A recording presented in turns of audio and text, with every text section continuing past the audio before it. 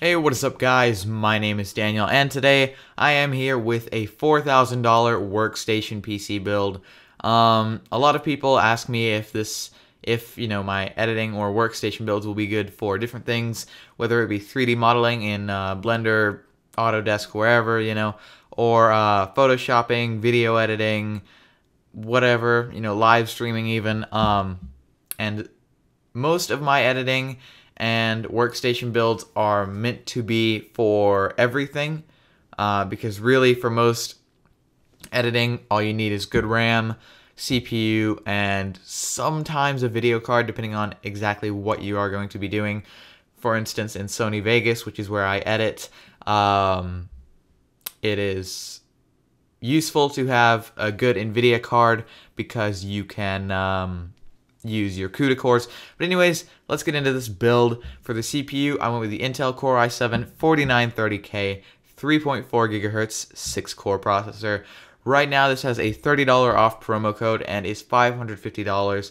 I love the CPU so much for one reason, and that is that it is slightly under the Intel Extreme series, and it's about half the price.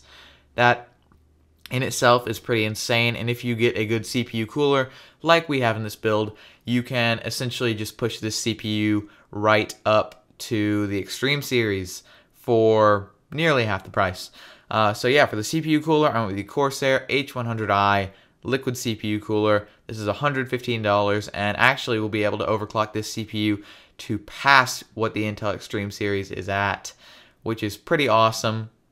Nothing more you could say there. For the motherboard, I went with the Asus P9X79LE ATX LGA 2011 motherboard. This is a slightly cheaper version of this board, but again, it's X79. It's an LGA 2011 motherboard, so really, no matter what, it's a workstation board. It's going to be pretty quality. It's a great quality board. It's $223.99. That's before shipping. It has $6 shipping. But anyways, this is a great board. ASRock kind of has boards of the same caliber for about the same price.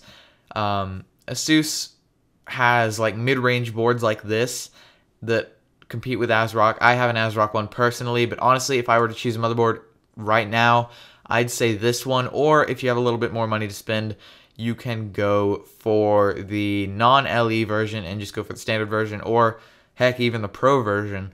So all of those are great boards. And for the memory in this build, I went with the Corsair Vengeance series, 32 gigabytes of 1866 megahertz DDR3 memory.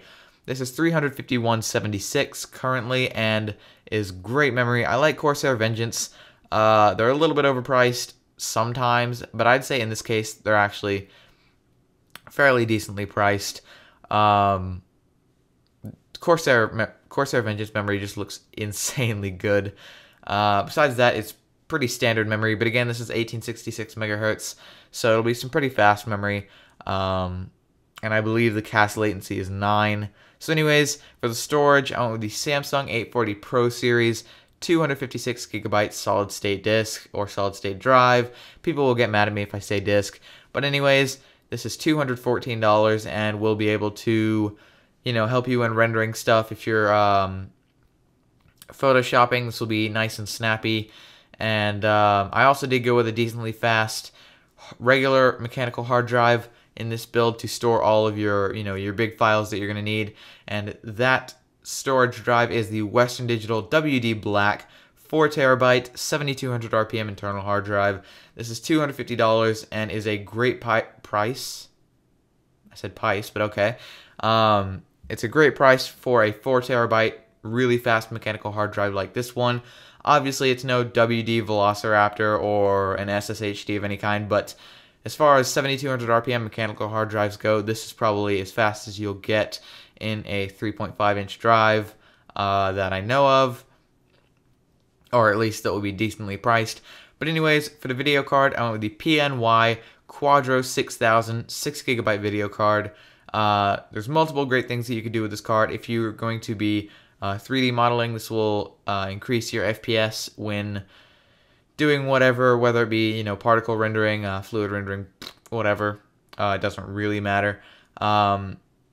And it will also help you in video editing because you can use all of your CUDA cores, which this has a lot of. It also has 6 gigabytes of VRAM, as I said, so this thing can easily support 3 or even 4 or 5 monitors if you want to go that route. But again, this will also help you speed up your render times in most applications, because nowadays a lot of applications really do use OpenGL, OpenCL, CUDA, whatever, what have you. This is a huge card, and it is $1,929. Honestly, if you're not going to be doing anything in applications that will support this card, or if you don't have a need for this, you could just lower it down to a Quadro 400, or even go with an AMD Fire Pro if you want to go that route, if you're a fan of AMD. Or you could just go with, like a 7770 or a 5570 or something like that, just to support your monitor and not use CUDA or OpenCL or what have you. So you can take that off if you want to. And for the case, the Corsair 650D ATX mid-tower case. 650D, I love the 650D because it's fairly reasonably priced. It's a bit expensive, but for the build quality, you really get what you pay for.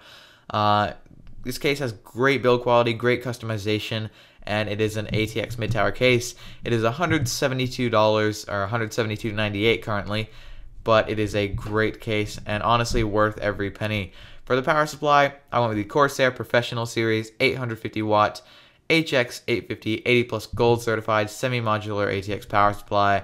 This is semi-modular and a great power supply at $184.51. Not much more you can really get. I have an HX power supply myself, and it does everything I want of it. I've never really had any problems with it, and the 80 plus gold certification is always nice. Anyways, guys, if you enjoyed the video, leave a like, subscribe if you're new here. I post content daily, and thanks for watching. Peace.